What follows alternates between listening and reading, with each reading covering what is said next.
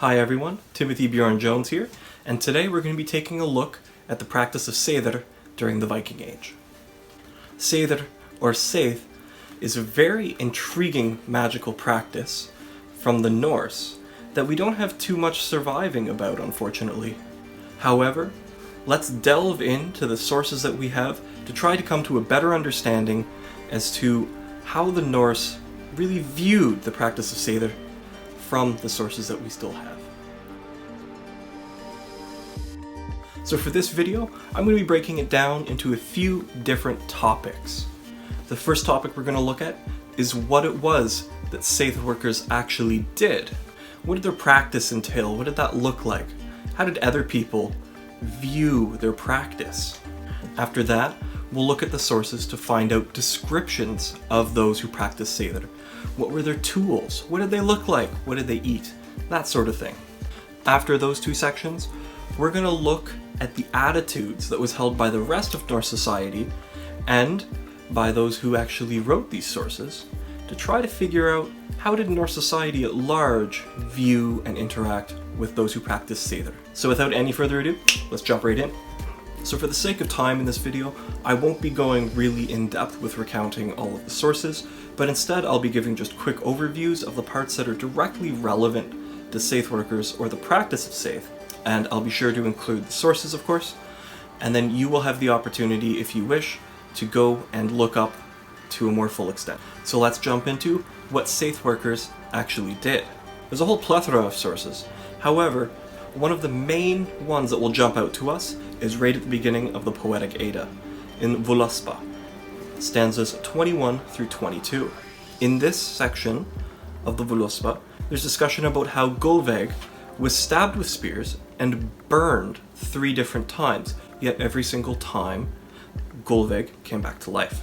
Still in the Poetic Edda, if we jump over to the Lokasenna, stanzas 23 through 24, it's quite an interesting part where Othin and Loki are trading banter. So at this part in the story, Loki accuses Odin of practicing Seidr, and specifically that Odin struck on his chest, or a drum, or a shrine, the translation isn't completely clear, like a vulva. Jumping over to the Ynglinga saga, in chapter 7, it said that Odin had the practice of Seidr, and that it was the greatest power, and that by the means of this, he could know the orlog, or the fate, of men, and could foretell events that had not yet come to pass. He could work the death of men, or create a loss of luck or sickness. He could take wits and strength from some people and give it to others. If we jump forward a few chapters in the Ynglinga saga, over to chapter 13, there's discussion about how this magic was used to create a nightmare that trod on this individual's legs so that they nearly broke and pressed down on his head so hard that he died. If we look at the Historia Norwegiae, there's discussion about how somebody was killed by suffocation in their sleep, once again, by a nightmare. In chapter 14 of the Ynglinga saga, somebody worked Seidr to inflict ill luck on someone, but also to ensure that there would be endless slaughter within a specific family. In the saga of Hakon the Good, Seidr is used to put the intelligence of 3 men into a dog, which would give it the ability to speak on every 3rd word. The other 2 were barking, of course. In the saga of Olaf Tryggvason, Seidr is used to create a great darkness and a fog to blind an entire army. Interestingly enough, in this case, the practice of creating this fog and this darkness actually backfired on those who created it in the first place. Moving over to the saga of Eric the Red, we start to see some more of the examples of Seidr that are most common, especially when they deal with prophecy. In this specific example, Seidr is used as a means of foretelling someone's orlog, or their destiny. And it was also used in this instance to be able to tell what the season would bring. In this same chapter, we're introduced to the idea that the practice of Seidr may rely in part on something called varðlokar, a type of song that's sung by another individual that helps enable the Seidr worker to do their work. In this saga, the women form a circle around the Seidr worker, and the Varðlokr that they sang was apparently the most beautiful thing that anybody there had heard. In this example, the Varðlokr helps bring forth the spirits, which are useful to the Seidr, and grants her vision into the future. The saga indicates that this power of foresight or prophecy must be quite powerful, because the Seidr worker is able to see the entire life of one person who is present. In chapter 18 of the saga of Gisli, Seidr is used to ensure that one individual receives no help from anyone. In chapter 76 of the Laxdœla saga, there's a very interesting example of individuals being affected by Seidr work and a Seidr worker, even after this worker has passed away. And from the description of the saga, only having been bones, this must have been for quite some time. Still, the potency of the Seidr didn't really seem to be affected until these bones were actually moved elsewhere. In chapter 10 of the Laxdœla saga, it's described that Seidr work was used to foretell the future once again.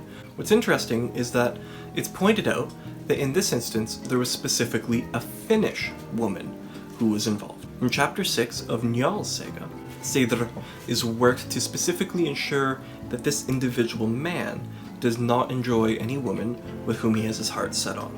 In chapter 30 of Njál's saga, a weapon is enchanted that ensures no other weapon will cause the owner's death. In chapter 59 of Egil's saga, Seidr is worked to make sure that Egil Skallagrimsson will never know peace until this individual had seen it. In chapter 6 of Cormac's saga, Seidr is worked to keep two individuals from being able to enjoy one another. In chapter 3 of the saga of Hrafkraki, we see prophecy once again, but this time Seidr is utilized through poem. In the Saxo Grammaticus, we have an example of Seidr being utilized to give sight into matters that didn't seem to matter how far away the worker actually was. Returning to Hrafkraki's saga, in chapter 32, we have a really interesting example that really seems to stand out from the others, that Seidr was worked to fill an army with the Alfar and Norns, and a number of other beings, so that the opposing army would not be able to stand up against it. In the Norrøna Gestatar, in chapter 11, we have an example, once again, of Seidr being used for prophecy and for foretelling, but in this example, it's actually being done over children and infants to foretell their future. There's an example in chapter 5 of Frithjolf's saga, where two Seidr workers were hired to work weather to kill those who were at sea. In chapter 2 of Odd's saga, as well as in the saga of Olaf Tryggvason, we have two more examples of Seidr work being used for the purposes of prophecy and foretelling the future. And we once again have an example of song of some sort being used by the Seidr worker. In the Sagubrot of Fornkanangam, we have an example of Seidr being worked to ensure somebody would not be hurt by iron. And in this example, the individual wouldn't carry a shield with them into battle for this reason. In Thorstein's saga Viking Age, we have an example of Seidr being worked so that no weapon would kill any of this individual's children. In chapter 19 of Odd's saga, it's listed that no iron would be able to hurt this individual unless it had an enchantment. What's interesting here, though, is in this chapter, it's specifically listed that it was the Lapps, or the Sami people, which is once again tying into the previous example where they're referring to a Finnish woman. As the Lapps, or the Sami, the Lapland region is up towards Finland. In Gongu Hrolf's saga, we have examples of it being used for everlasting bad luck, even death, but on the same hand being used for more positive things, such as honor, money, or even fame. And that nobody would be able to beat this specific individual in combat or in a tournament. Halfdanar's saga, Branu we have an example of it being used to lure individuals to a specific location. In Thethrek's saga, of Bjorn, we have a very interesting story where it's listed as being used as a means to turn into many different types of animals, including everything from a flying dragon all the way to lions and bears. In the Volsunga saga, it's used as a means to swap identities between two individuals. There are a few more examples, of course. I'm not going to list absolutely everything, but it's clear from that quick survey that Seidr may have actually been, as was described as belonging to Odin, as the greatest power of all. Clearly these are some fantastic feats, everything from death to healing to transforming into flying dragons. Absolutely phenomenal. But let's jump into our next section.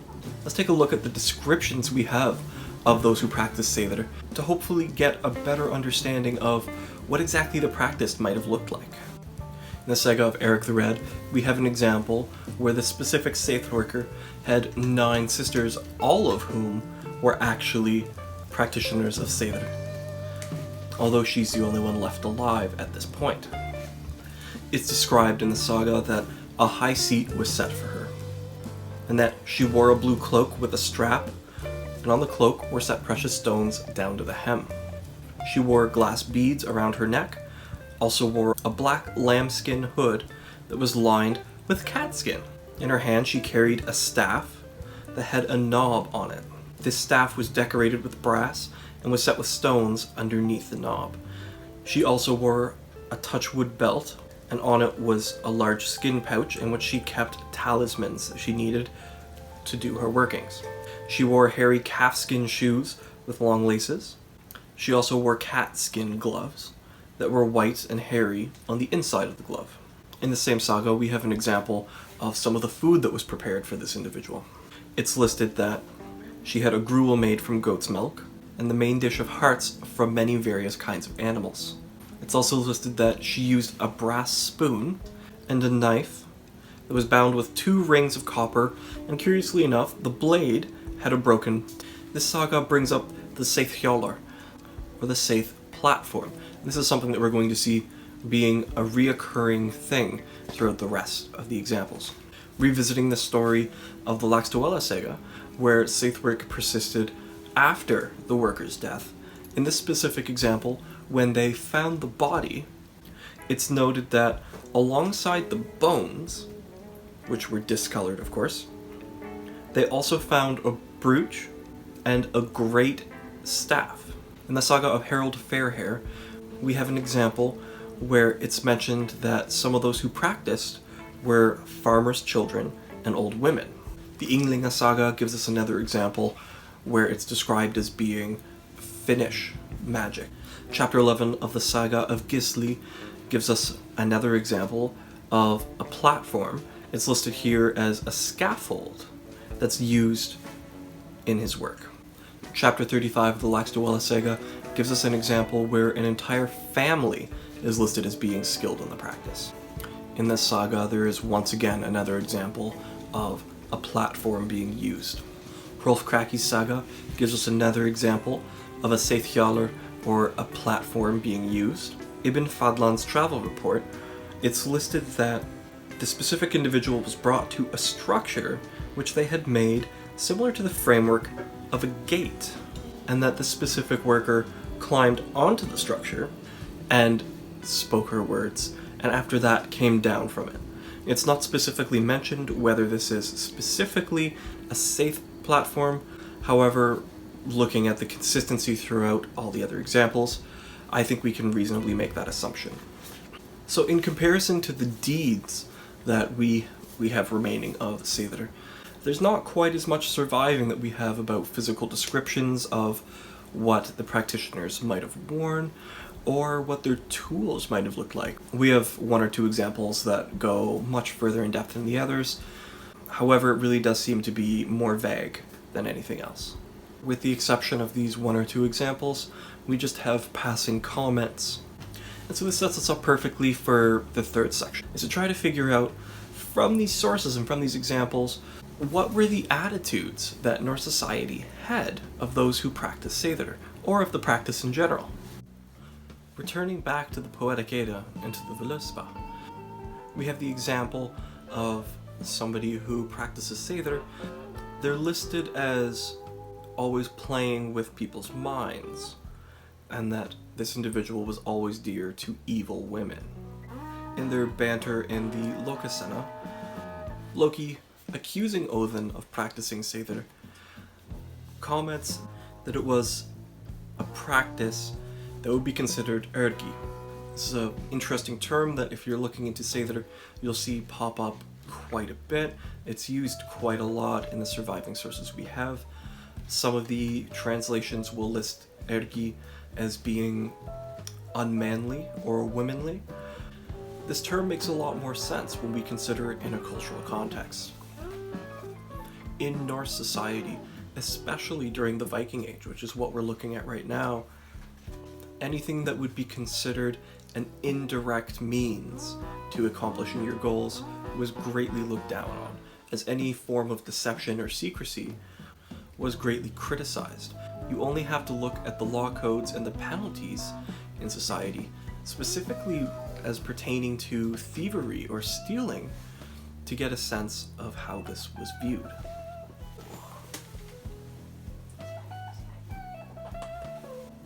It's listed that this practice involved so much ergi that it was considered to be shameful to practice it.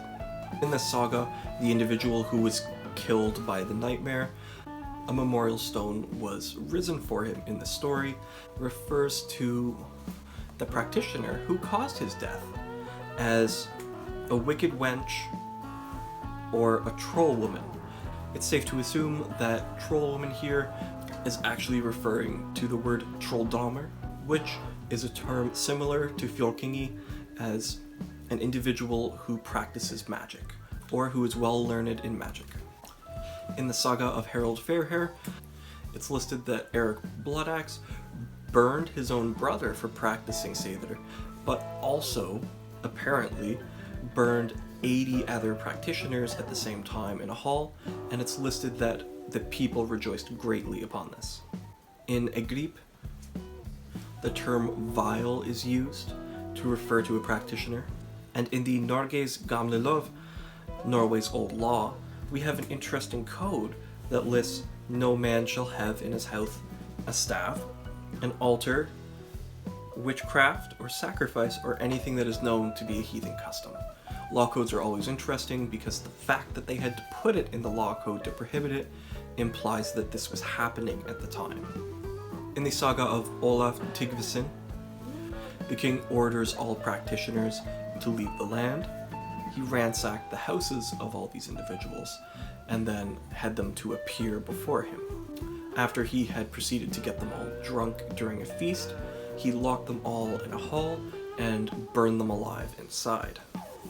One of the individuals escaped, and bringing some men back with him to try to confront this, which did not turn out well for them, the king had them all bound and essentially placed them in an area at low tide that would be full at high tide and drown them all. These are all incredibly negative approaches or interpretations as to how Norse society viewed practitioners of Seidr. But once we turn over to saga of Eric the Red, we start to see a little bit of a different picture.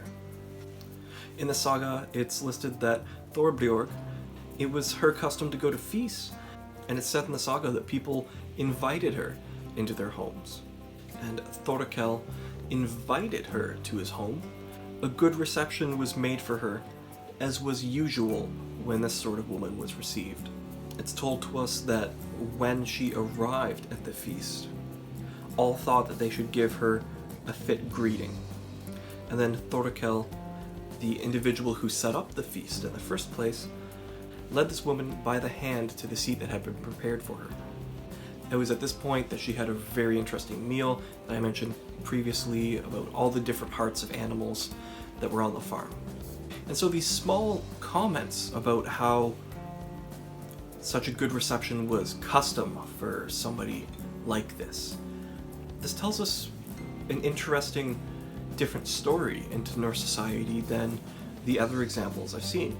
And even in the same saga that we're looking at right now that has such a different viewpoint or perspective, it seems, about the Seidr workers.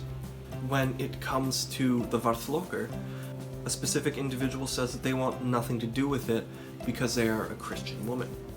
So while there's nothing as pessimistic in this example, in the saga of Eric the Red, we still have both sides of the coin for how society might have viewed these workers differently. And it's even listed that there was one individual who would not even be in the same house while such heathenry was being practiced. The saga of Gisli refers to the practice being carried out with all of its urgi and its devilry. The Laxdowella saga, which talks about the entire family of Seidr workers, mentions that the family was not well liked. In Hrolfkraki's saga, we have another example of a great feast being prepared. In this case, it was actually the king that set up this feast for the Seidr worker, which is no small thing, clearly. Nornan Gestarter, we have it listed that people gave the Seidr workers lodgings, prepared feasts for them, and also gave them gifts upon their departure. And it's listed that it's not only gifts, but actually good gifts as well. In Eroad's saga, we have more examples of traveling to and being invited to feasts. So we have a rather conflicting picture that's painted here.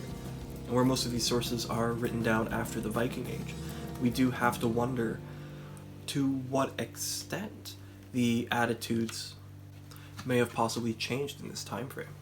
We have quite a few examples of negativity being expressed towards Seidr and also towards what would be considered urgi in the practice. But at the same time, we also see that these women and men who practice the Seidr were often greatly respected and feared, and were given gifts and invited to many feasts and given seats of honor. One thing strikes me as very interesting though, in all these stories, in all my research, I haven't come across any examples of Seidr not actually working. The Vatnsdwella saga gives us an example of an individual who did not go to speak to the Seidr worker, did not ask his prophecy, and when she approached him and asked why, he expressed that it was because he put no stock in it. He did not believe it to be true. And with this being the case, she told him his future anyways, and that's how it happened. So even in instances where people are expressing doubt in the practice, it appears that Norse society, from what we can tell of our surviving sources, didn't seem to question the validity of Seidr or its potency. And well, once again, we don't have a great number of sources that survive to us about it.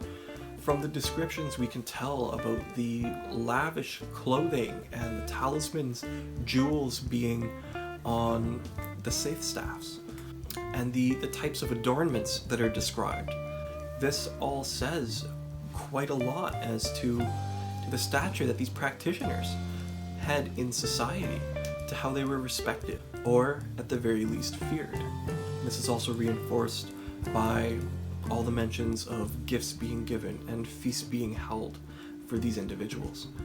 Thank you for joining with me today. I had a lot of fun looking into this topic.